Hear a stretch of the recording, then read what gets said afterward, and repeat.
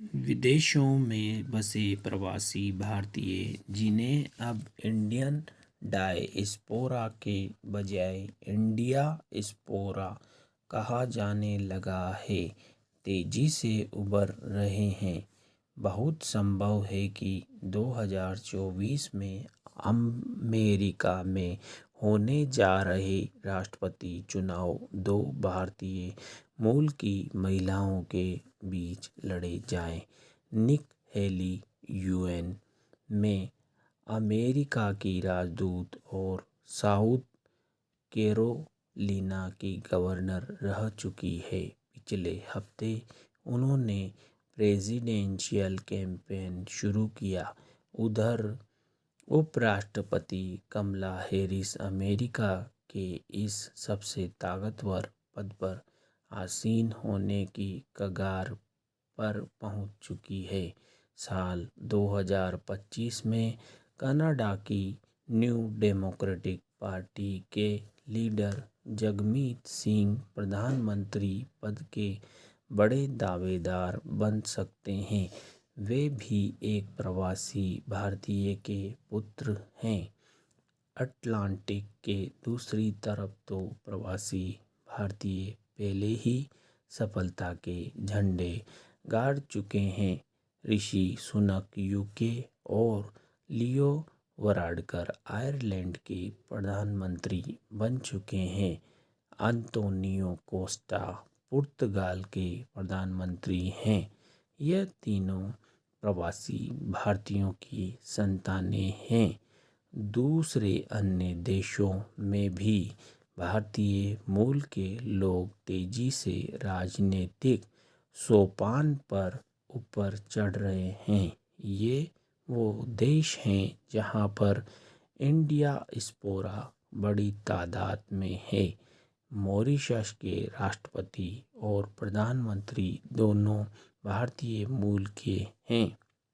Singapore के प्रधानमंत्री और गुयाना, सूरीनाम, सेशेल्स के राष्ट्रपति गण भी भारतीय मूल के ही हैं। आर्थिक जगत में भी इंडियास्पोरा की कामयाबियां जग जाहिर है। S&P 500 की सूची में से 58 कंपनियों के CEO ऐसे हैं जिनका जन्म भारत में हुआ था। अगर आप इसमें भारतीयों की दूसरी पीढ़ी को जोड़ें तो यह संख्या और अधिक हो जाती है। यह हाल फिलहाल रुकती नज़र नहीं आती है, क्योंकि युवा भारतीय देश छोड़कर दुनिया के अमीर देशों में अपनी किस्मत आजमाने के लिए तत्पर हैं।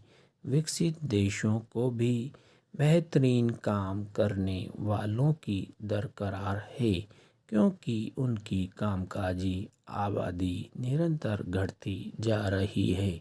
इंडियास्पोरा की इस कामयाबी का श्रेय उनके अपने कौशल और प्रतिभा के साथ ही उनके मेजबान मुल्कों को भी दिया जाना चाहिए, क्योंकि इन देशों ने भारतीय मूल के लोगों को ऐसा माहौल मुहैया कराया जिसमें वे शैक्षिक, आर्थिक और सामाजिक दायरे में फल फूल सकते थे।